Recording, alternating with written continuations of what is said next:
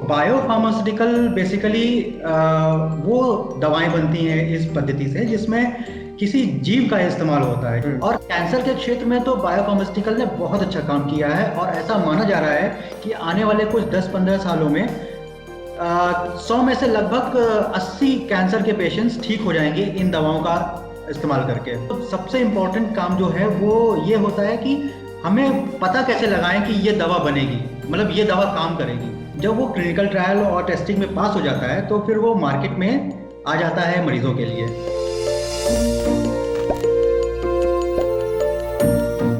नमस्ते, मेरा नाम आयुष है। आप दी लल्लन टॉप की नई सीरीज देख रहे हैं जिसका नाम है साइंस वाला। साइंस वाला में हम आपको नए नए साइंटिस्ट लोगों से मिलवाते हैं। साइंस वाला के इस एपिसोड में हमारे साथ अंकित श्रीवास्तव हैं। ये बायो प्रोसेस इंजीनियर हैं और ये एक बायो फार्मास्यूटिकल कंपनी में काम करते हैं। इस फील्ड में ये करीब 15 सालों से काम कर रहे हैं। तो अंकित, आपका बहुत बहुत स्वागत है। सबसे थैंक यू पहले आयुष। यही सबसे पहले मैं आपको धन्यवाद देना चाहूँगा कि जी, आपने मुझे अपने शो में बुलाया और साथ में बहुत सारा कॉन्ग्रेचुलेशंस कि आप ये इतना अच्छा शो रन कर रहे हैं। शुक्रिया। तो अंकित, ये क्या होती है? मतलब ये तो फार्मा तो हमने सुना है, फार्मा दवाइयों से रिलेटेड फील्ड होती है। फार्मा कंपनी हम सुनते रहते हैं, फार्मा कंपनियों पे आरोप भी होते हैं तरह तरह के। ये बायो फार्मास्यूटिकल क्या होता है और आप क्या कर रहे हैं बेसिकली? तो बायोफार्मास्यूटिकल बेसिकली वो दवाएं बनती हैं इस पद्धति से जिसमें किसी जीव का इस्तेमाल होता है, जैसे कि बैक्टीरिया, फंगस या किसी इंसान की कोशिकाएं या किसी जानवर की कोशिकाएं। जब इन चीज़ों का इस्तेमाल करके दवाएं बनती हैं तो उसे बायोफार्मास्यूटिकल्स कहते हैं। अच्छा, तो जो हमारी एलोपैथी जिसे हम कहते हैं, जो हमारी मॉडर्न मेडिसिन है, उसमें ज्यादातर जो जो नॉर्मल फार्मास्यूटिकल किसी को बोलते हैं, तो उसमें क्या केमिकल दवाएं होती हैं ज्यादातर? जी हाँ, देखिए अगर हम ट्रेडिशनल एलोपैथी की बात करें तो उसमें हमेशा दवाएं वो केमिकल रिएक्शंस से बनती हैं। लेबोरेटरी के अंदर उसको केमिकली सिंथेसाइज किया जाता है, जबकि बायोफार्मास्यूटिकल में किसी जीव का इस्तेमाल होता है, किसी लिविंग सिस्टम का इस्तेमाल होता है दवाएं बनाने में। तो ये थोड़ी सी कह सकते हैं कि एलोपैथी का एडवांस फॉर्म है। अच्छा, तो मतलब ये और कैसे अलग है? मतलब क्या इसके एडवांटेजेस हैं और किसकी अलग से क्या जरूरत आन पड़ी? मतलब उसमें ऐसी क्या कमियां थी, केमिकल से हम ऐसी क्या दवाइयां नहीं बना पा रहे थे जो हम अब इससे बनाना मुमकिन हो पा रहा है, या मतलब क्यों ये जरूरी है? हाँ, एक्चुअली होता ये है कि कुछ दवाएं बड़ी कॉम्प्लेक्स होती हैं। वो उस हाँ। दवाओं के अगर साइज देखा जाए तो उसका साइज बहुत बड़ा होता है। उसके बहुत सारा मतलब उसका साइज बड़ा होने के साथ साथ वो कॉम्प्लेक्स होती है जिसको केमिकली सिंथेसाइज नहीं किया जाता। तो एक तरह से हम इसको आउटसोर्स कर देते हैं अ, किसी जीव में, कि उसको बोल देते हैं कि भाई देखो ये दवा बनानी है तुमको, प्लीज हमें बना के दो। तो इस तरह से उस जीव को मॉडिफाई कर देते हैं और वो उस तरह से वो जीव पर्टिकुलर दवा बनाना शुरू कर देता है। तो जीव मतलब जो छोटे छोटे जीव होते हैं या कोशिकाएं होती हैं, लिविंग सिस्टम जो भी होते हैं, जैविक चीजें, वो हमारे लिए दवा बनाते हैं? क्या हम उनको हैक कर लेते हैं एक तरीके से? एग्जैक्टली आपने बहुत अच्छा शब्द यूज किया, हैक कर लेते हैं। हम एक तरह से उसको हैक ही कर लेते हैं। होता हम्म। यह है कि अब को एग्जाम्पल बताता हूँ, जैसे कि एक इंसुलिन है। तो हम्म।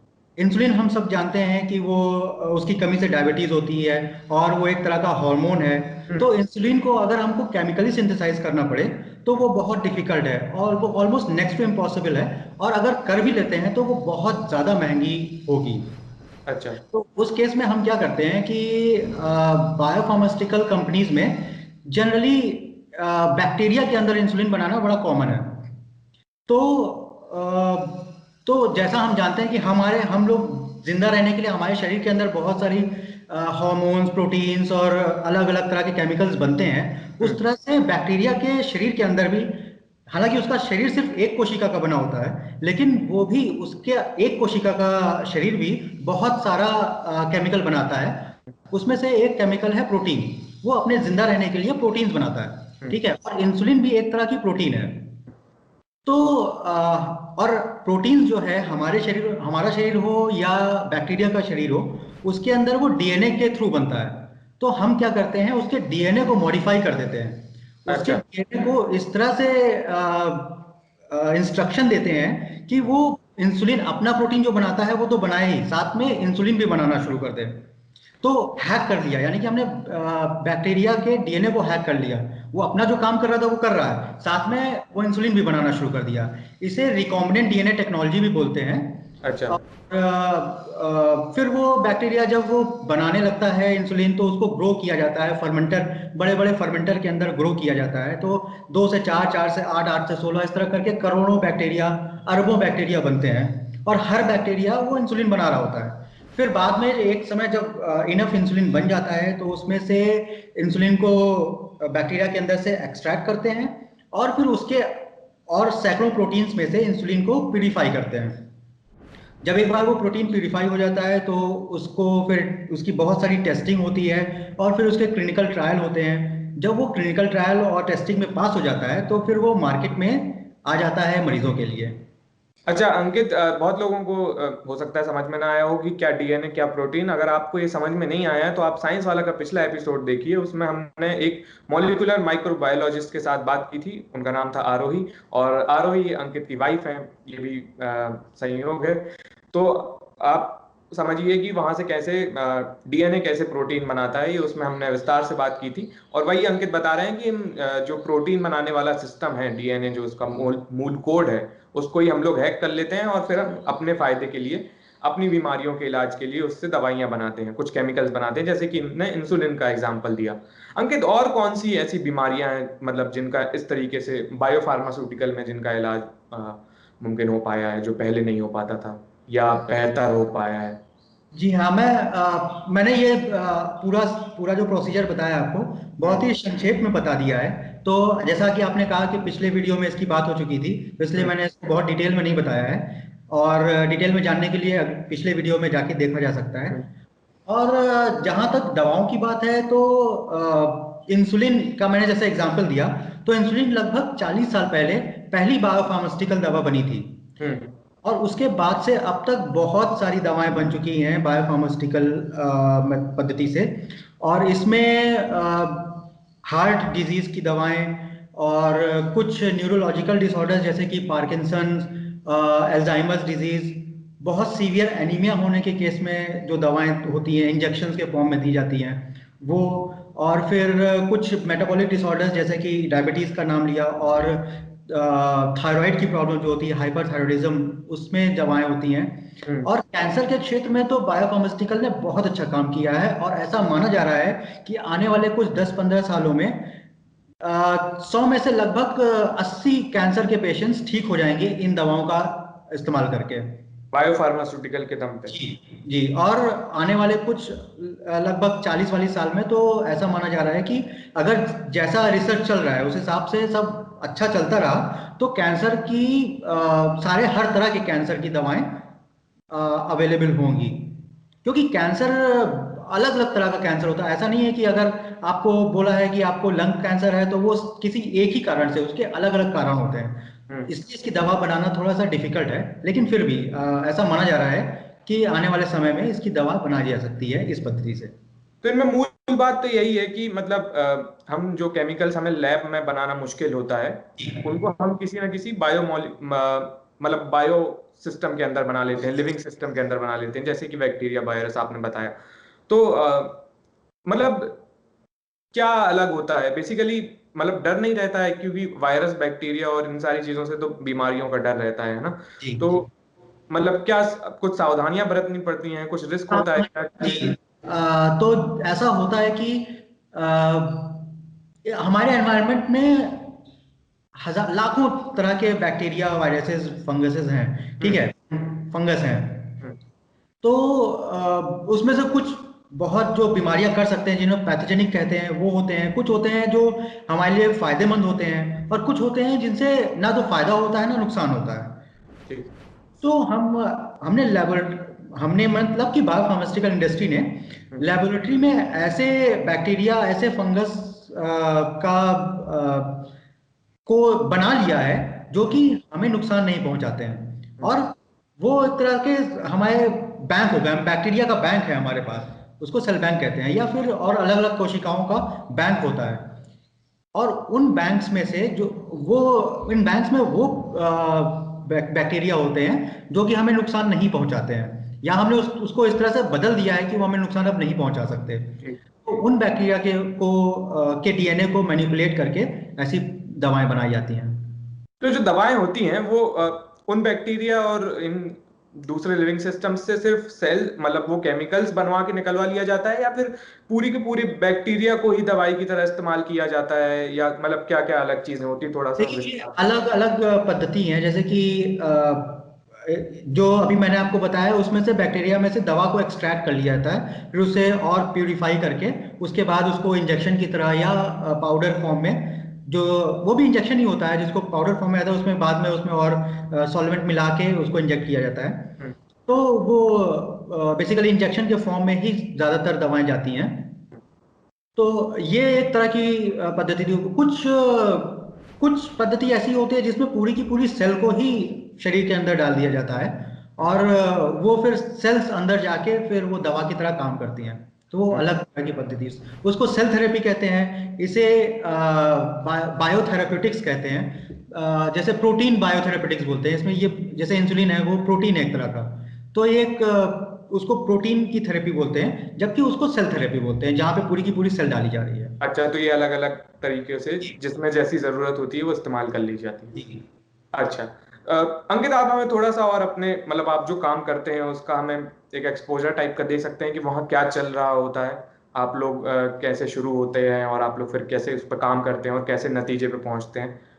जी, ये एक बहुत ही टीडियस और लंबा प्रोसीजर होता है। हम्म। कोई भी दवा बनने में लगभग 15 से 20 साल लगते हैं। एक दवा, कोई नई दवा बनने में 15 से 20 साल लगते हैं। तो पहला काम, तो सबसे इम्पोर्टेंट काम जो है वो ये होता है कि हमें पता कैसे लगाएं कि ये दवा बनेगी, मतलब ये दवा काम करेगी। जी। इसके लिए तो फिर से मैं इंसुलिन का एग्जांपल लेता हूँ, क्योंकि इसमें क्या, किसी ने रिसर्च की, उसने पता लगाया कि भाई डायबिटीज होता है तो वो इंसुलिन की कमी से होता है। हम्म। तो एक एक वो अलग तरह की रिसर्च है जहां पे हमने मॉलिक्यूल को, टारगेट को फाइंड किया। ठीक है। तो इसमें भी बहुत टाइम लगता है, ये पार्ट करने में भी बहुत टाइम लगता है कि टारगेट पता चल गया, हाँ भाई अगर इंसुलिन इनको देंगे तो ये ठीक हो जाएंगे। हम्म। ठीक है। अब हमें दूसरा काम करना है कि पता चल गया कि यह इंसुलिन है, अब इसको, इंसुलिन को बनाया कैसे जाए। फिर बनाने के लिए हम एक अलग रिसर्च होती है जिसमें बैक्टीरिया के अंदर इंसुलिन बनाना है, या किसी फंगस के अंदर बनाना है, या किसी ह्यूमन सेल्स के अंदर बनाना है। हम्म। वो एक अलग रिसर्च होती है कि किस में बनाया जाए, फिर अलग अलग ट्रायल्स होते हैं उसके भी। हम्म। फिर वो एक, जैसे कि मॉलिक्यूल फाइंड करने का अलग डिपार्टमेंट है, ये करने का एक अलग डिपार्टमेंट है जिसे सेल बायोलॉजी कहते हैं। तीसरा डिपार्टमेंट आता है फर्मेंटेशन या सेल कल्चर डिपार्टमेंट, जहां पे ये उन्होंने फाइंड आउट कर लिया कि हाँ भाई ये बैक्टीरिया है, इसके अंदर बनेगी अपनी दवा बनेगी, इंसुलिन बनेगा। तो इसको किस तरह से ग्रो किया जाए कि ये बहुत अच्छा ग्रो भी करे, साथ में वो अपना प्रोडक्ट जो है हमारा, अपनी दवा जो है वो बनाता भी जाए। तो उसके लिए, और उसके बाद फिर मैन्युफैक्चरिंग लेवल पे भी बनाना होगा उसे, और हम्म। उसे देखना होगा कि वो जब छोटे स्केल पे हो सकता है, फ्लास्क में या टेस्ट ट्यूब में तो बहुत अच्छा बना रहा है, लेकिन जब उसको बड़े स्केल पे बनाया तो उसने बनाना बंद कर दिया, उसको एनवायरनमेंट आसपास का अच्छा नहीं लगा। जैसे कि हम लोग हैं अभी इंडिया में हैं तो बड़ा अच्छा एनवायरनमेंट लग रहा है, कहीं अटलांटिक में कहीं चले जाएं जहाँ पे -20 डिग्री हो, तो हम लोग कैसा घर के अंदर बैठे रहेंगे, हम्म। हम्म। और एकदम ठंड में कुछ नहीं करेंगे। तो हमें हमें यहाँ का एनवायरनमेंट तो अच्छा लग रहा है कि हाँ यहाँ हम कुछ भी कर सकते हैं, एक्सरसाइज कर सकते हैं, खेल सकते हैं, अपना काम कर सकते हैं। लेकिन जब हम -20 डिग्रीज में जाके बैठेंगे तो हम बस हम्म। रजाई के अंदर दुब के बैठे रहेंगे। तो हम्म। ये तो अलग अलग तरह का एनवायरनमेंट हो गया। इसी तरह बैक्टीरिया के लिए भी अलग अलग तरह का एनवायरनमेंट देखते हैं कि वो जब फर्मेंटर के अंदर जाएगा तो उसको वैसा ही एनवायरनमेंट मिले जैसा कि एक टेस्ट ट्यूब के अंदर मिल रहा है। तो वो एक अलग डिपार्टमेंट है जिसे फर्मेंटेशन डिपार्टमेंट या सेल कल्चर डिपार्टमेंट कहते हैं। तो उनका हम्म। काम है कि बैक्टीरिया को प्रॉपर एनवायरनमेंट देना। अच्छा अच्छा। उसके बाद फिर एक बार दवा बन जाती है बैक्टीरिया के अंदर, तो उसके अंदर से किस तरह से उसको एक्सट्रैक्ट किया जाए उस दवा को बैक्टीरिया के अंदर से, और बैक्टीरिया के अलग अलग प्रोटीन्स में से अपना प्रोटीन किस तरह से प्यूरिफाई किया जाए, वो एक अलग डिपार्टमेंट होता है, वो काम करता है, जिसका प्रोटीन प्यूरिफिकेशन डिपार्टमेंट कहते हैं। अच्छा। और उसके बाद जब ये काम हो जाता है तो एक फॉर्मुलेशन डिपार्टमेंट होता है जिसका काम होता है कि दवा को स्टेबल रखना, और दवा की एक्टिविटी बरकरार रहे। ऐसा ना हो कि वो बैक्टीरिया से निकाल के बना लिया है, लेकिन वो महीने भर में खराब हो गया। हम्म। ताकि लोगों तक पहुंचने में भी तो टाइम लगता है, दवा मैन्युफैक्चरिंग से हम्म। एंड यूजर जो कि बीमार कोई पेशेंट है उसके तक पहुंचने में टाइम लगता है, तो वो हम्म। तब तक खराब ना हो दवा। तो हम्म। उनका ये काम होता है कि वो उसकी स्टेबिलिटी बनाए रखते हैं। और हम्म। फिर उसके बाद क्लिनिकल और बहुत सारी टेस्टिंग होती है, वो टेस्टिंग का भी अलग डिपार्टमेंट होता है जो कि ये टेस्ट करते हैं कि दवा हाँ भाई काम कर रही है, इसमें कोई मतलब टॉक्सिकोलॉजी स्टडी होती है कि जहर की तरह तो नहीं काम हो रही। पता चला हमने इंसुलिन बनाया तो, लेकिन वो इंसुलिन अलग तरह का है और वो इंजेक्ट करने पे वो जहर पैदा कर रहा है शरीर में, तो वो एक अलग डिपार्टमेंट होता है, वो करता है। हम्म। और क्लिनिकल ट्रायल्स होते हैं कि जहाँ पे देखते हैं कि दवा का असर हो रहा है शरीर के ऊपर या नहीं। ये हम्म। पूरा होने में लगभग 15 से 20 साल लगते हैं, बहुत लकी हुए तो 12-13 साल में हो जाता है, नहीं अच्छा। तो से 25 साल कभी कुछ कुछ भी लग सकता है। अच्छा, अंकित आपने बताया कि ये इतने सारे डिपार्टमेंट्स होते हैं और ये इतना कॉम्प्लेक्स प्रोसेस होता है पूरा दवा बनाने का। फार्मा कंपनियों पे लोगों की ये शिकायत होती है जब हम दवाइयाँ खरीदते हैं, और कि फार्मा कंपनियों पे ये आरोप रहता है कि वो लूटती हैं, मतलब पैसे बहुत ज़्यादा चार्ज करती हैं। आप उन दवाओं को बनाने से लेकर जुड़े रहते हैं, तो क्या आपको लगता है वो सही है? मतलब क्यों कुछ दवाओं में ज़्यादा पैसा लगता है, कुछ में कम पैसा लगता है? आप अगर बायो फार्मा का अगर हमें बता सकें तो, कि क्या ये रीजनेबल रहता है वो प्राइस? देखिए, सच्चाई तो ये है कि कोई भी कंपनी ये नहीं चाहती कि उसकी दवा महंगी बिके, क्योंकि महंगी बिकेगी तो कम लोग खरीदेंगे और उसकी बिक्री कम होगी। तो लेकिन साथ में अगर नई दवा की मैं बात कर रहा हूँ कि कोई नई दवा मार्केट में आई है, तो आप देखिए इसमें 15 से 20 साल लगे हैं बनाने में। अलग अलग डिपार्टमेंट में अलग अलग साइंटिस्ट काम कर रहे हैं, और एक डिपार्टमेंट में एक इंसान नहीं काम कर रहा होता, उस पूरे डिपार्टमेंट में बहुत सारे लोग काम कर रहे होते हैं एक ही दवा को बनाने में। 15 से 20 साल तक एक दवा बनाने के लिए कि जितने साइंटिस्ट उससे जुड़े हुए हैं, जितने रिएजेंट्स, जितने केमिकल्स उसमें यूज हुए हैं, जितने महंगे महंगे इक्विपमेंट्स यूज हुए हैं, वो सबका पैसा दिया है कंपनी ने। करोड़ों अरबों रुपए खर्च होता है एक दवा को मार्केट में लाने के लिए। तो और आगे की रिसर्च चलाने के लिए, ये ऐसा नहीं कि एक दवा निकाल दिया तो उसके बाद काम खत्म। उसके बाद और अगली दवा जो जिसकी कमी है, जो कुछ बीमारियां हैं जिनकी दवाएं नहीं अवेलेबल हैं या अवेलेबल हैं, तो उससे और अच्छे क्वालिटी की दवा बनाने के लिए भी रिसर्च हो रही है।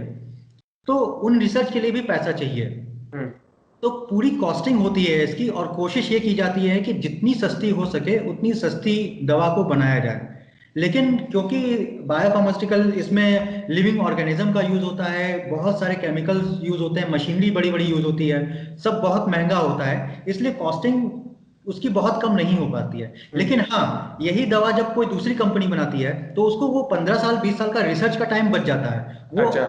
वो सिर्फ मॉलिक्यूल देखती है, मार्केट में आ गया है, मॉलिक्यूल लिया और उसने उस मॉलिक्यूल के जैसा दूसरा मॉलिक्यूल बना दिया, तो हम्म। उसके लिए रिसर्च का टाइम बच गया, उसका उतना पैसा नहीं लगा। लेकिन और वो पैसे तो फिर भी कुछ कंपनियां ज्यादा ही चार्ज करती हैं। तो एक तरीके से हम देखें तो जिसने बनाई है वो दवा, और जिसकी रिसर्च है, और जिसकी साइंटिस्ट की टीम इन्वॉल्व है, और जिनके इक्विपमेंट्स लगे हैं, जिनका इतना समय लगा है, वहां पे हम कह सकते हैं कि अच्छा ठीक है, इसमें चार्ज जस्टिफाइड है। लेकिन जब दूसरी कंपनियां उसी चीज को कॉपी करके बनाने लगती हैं और फिर भी वो ज्यादा चार्ज करती हैं, तो जी मतलब हाँ। दो अलग अलग लेवल हैं। आपने एक दूसरा लेवल हमें दिखाया उस जी, प्रोसेस कि क्यों उसका चार्ज इतना ज्यादा है। और ज्यादातर कंपनीज में जो दवा मार्केट में आ भी चुकी होती है, उसको हम्म। एक डिपार्टमेंट का काम ये होता है कि उसको और सस्ती किस तरह से किया जाए, उसके जो भी उसका बनाने का प्रोसीजर है उसमें थोड़ा सा केमिकल, सस्ते केमिकल्स या सस्ती मशीनरी यूज करके, या उसका कि उसी केमिकल्स में ज्यादा दवा बन जाए। देख, ये एक उनका अपना रिसर्च होता है, ये ये देखते हैं कि किस डिपार्टमेंट। तरह से उसको सस्ता किया जा सके। जी। इसीलिए जब कोई नई दवा आती है तो थोड़ी महंगी होती है, आने वाले समय में फिर वो धीरे धीरे सस्ती होती जाती है, क्योंकि उस पे और सस्ता करने का भी एक रिसर्च हुआ होता चलता रहता है। चलिए अंकित, आपने हमें बताया दवाओं के बारे में, बायो फार्मास्यूटिकल के बारे में, और कैसे एक लिविंग सिस्टम का इस्तेमाल करके हम अपने फायदे के लिए कुछ केमिकल्स बना लेते हैं और अपने लिए दवाएं बना लेते हैं। आप साइंस कम्युनिकेशन में भी हैं, जी। साइंसी सू आरोही के साथ आप मिलके वहाँ पे जी। साइंस में संवाद करने की कोशिश करते हैं, साइंस को पहुंचाने की कोशिश करते हैं। तो क्यों कर रहे हैं ये आप? मतलब क्यों जरूरी लगता है आपको?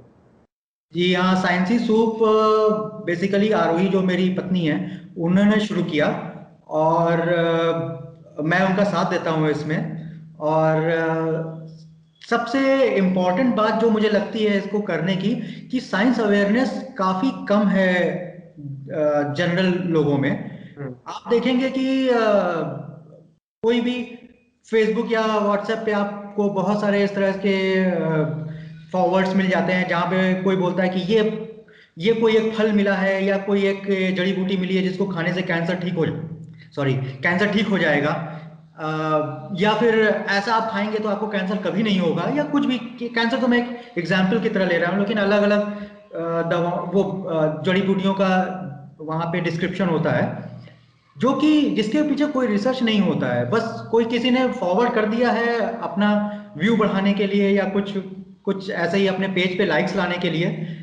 लेकिन आप देखेंगे कि साइंटिस्ट कम्युनिटी में सब लोग चुपचाप बैठे रहते हैं। वो लोग सिर्फ अपने रिसर्च में लगे हुए हैं। वो साइंस कम्युनिकेट कम कर रहे हैं, और जनरल बातें, और जो कुछ कर भी रहे हैं तो वो अपनी साइंस अपनी रिसर्च के बारे में ज्यादा बातें कर रहे हैं, ना कि जनरल बातें वो कर रहे हैं जो कि आम लोगों के रोजमर्रा की जिंदगी से जुड़ी हुई बातें होती हैं।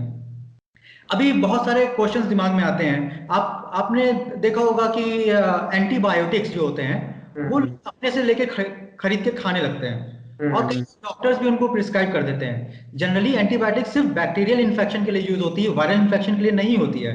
और और ज्यादातर बुखार जो हमें होता है वो वायरल इन्फेक्शन से होता है। हम कहते भी हैं, अरे उनको वायरल हो गया है, और उनको एंटीबायोटिक्स दे दी गई।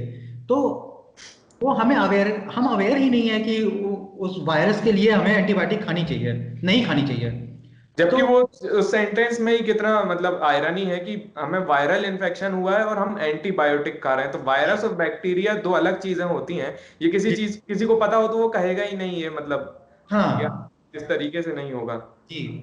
तो इस तरह की चीजें हम लोग अपने वीडियो में बताते हैं। या फिर आपने देखा होगा कि ऑयल जो हम लोग फ्राई करते हैं ऑयल में, तो वो कितनी बार फ्राई कर सकते हैं एक ऑयल को। कई बार लोग बोलते हैं नहीं नहीं, एक बार यूज करने के बाद उसको फेंक देना चाहिए। कुछ लोग कहते हैं नहीं नहीं, हम तो कई बार यूज करते हैं। तो उसका क्या कारण है, और क्यों करना चाहिए, क्यों नहीं करना चाहिए। और हम लोग अपने वीडियो में बहुत थॉरो रिसर्च करते हैं, और तो सारे रेफरेंसेस भी आपके देते ऊपर हैं। से जुड़ी जो चीजें हैं और उनको उनमें आपको लगता है कि वैज्ञानिक चेतना होनी चाहिए, जो कि हमारे संविधान में भी लिखा है जी और ये आप लोग करते हैं।